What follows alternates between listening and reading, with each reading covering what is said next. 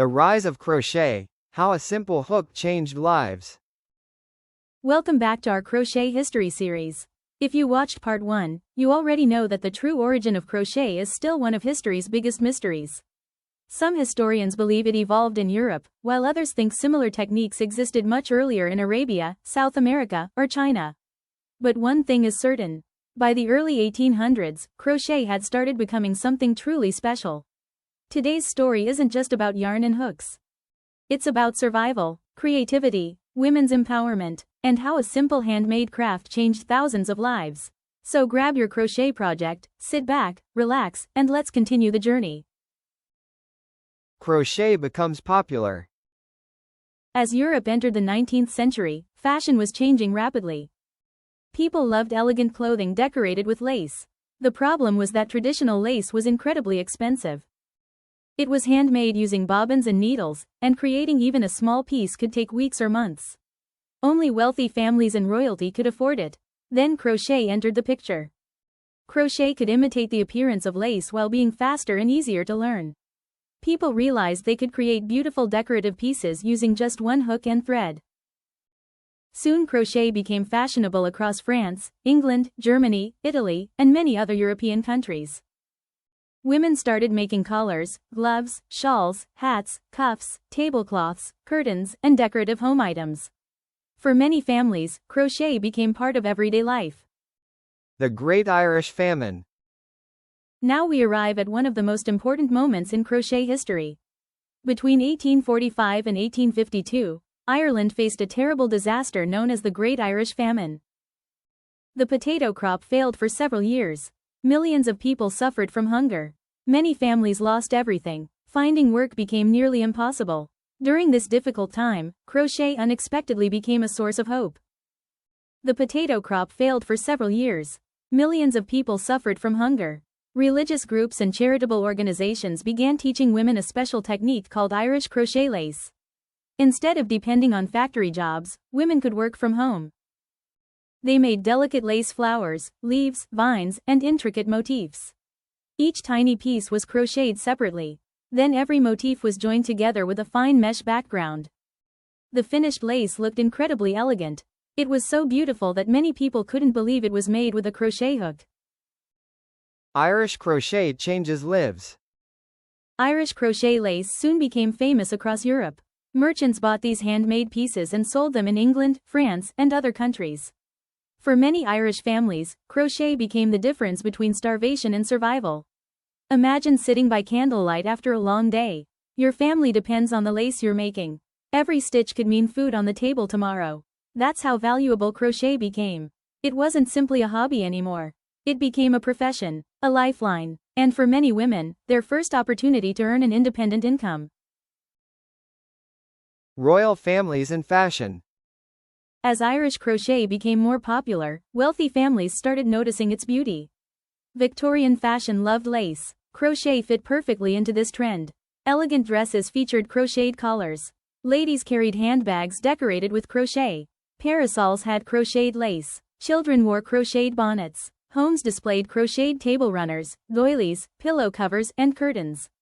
Even members of European high society admired handmade crochet. What began as a survival skill slowly became a symbol of elegance. Crochet books change everything. As demand increased, people wanted to learn. Publishers began printing crochet books and magazines. For the first time, written crochet patterns became widely available. Women could follow instructions without learning directly from another person. Patterns explained each stitch step by step. This helped crochet spread faster than ever before. Every new magazine introduced fresh ideas. Flowers, borders, blankets, garments, decorations. Crocheters began experimenting with colors and textures. Every region developed its own unique style. The Industrial Revolution. Factories started producing cotton thread in large quantities. Thread became cheaper. Crochet hooks became easier to manufacture. More families could afford the materials. Crochet was no longer only for wealthy households. People from different social backgrounds could enjoy the craft. It became one of the most accessible hobbies in Europe. All you needed was a hook, some thread, patience, and imagination. Crochet crosses the ocean. As Europeans migrated to North America, Australia, and other parts of the world, they brought crochet with them.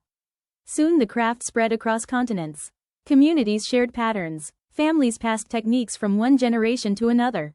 Grandmothers taught mothers. Mothers taught daughters. And crochet became a family tradition.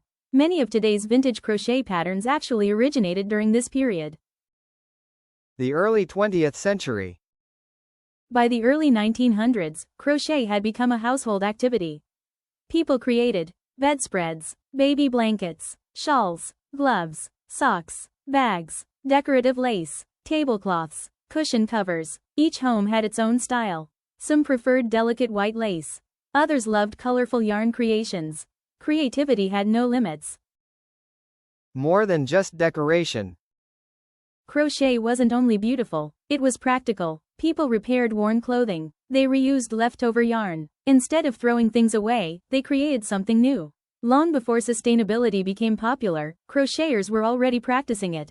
Nothing went to waste. Every small piece of yarn could become flowers, borders, toys, or decorations.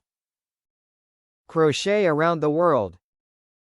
As the decades passed, every country added its own touch. Japan became famous for tiny, detailed crochet. Latin America embraced colorful designs. Africa developed bold geometric patterns. India combined crochet with local textiles and traditional fashion. Crochet became a universal language. Even though styles were different, every stitch connected people through creativity. The legacy. Today, when you pick up a crochet hook, you're continuing a tradition that has survived wars, famines, industrial revolutions, and changing fashion trends. Think about that for a moment. The same craft that once helped families survive now helps millions of people relax, express themselves, and even build successful businesses. Every blanket, every flower, every bag, every stuffed toy, carries a small piece of history. Crochet has traveled an incredible journey, from European homes to Irish villages, from royal fashion to family traditions, and eventually across the entire world. What started as a practical skill became an art form loved by millions. But the story doesn't end here. In part 3, we'll explore how crochet entered the modern era, the rise of amigurumi, social media, sustainable fashion, and why handmade crochet is becoming more valuable than ever. If you enjoyed this episode, don't forget to like the video, subscribe to the channel, and tell me in the comments, who first taught you crochet? I'd love to hear your story. Until next time, keep stitching, keep creating, and remember, every stitch connects us to history.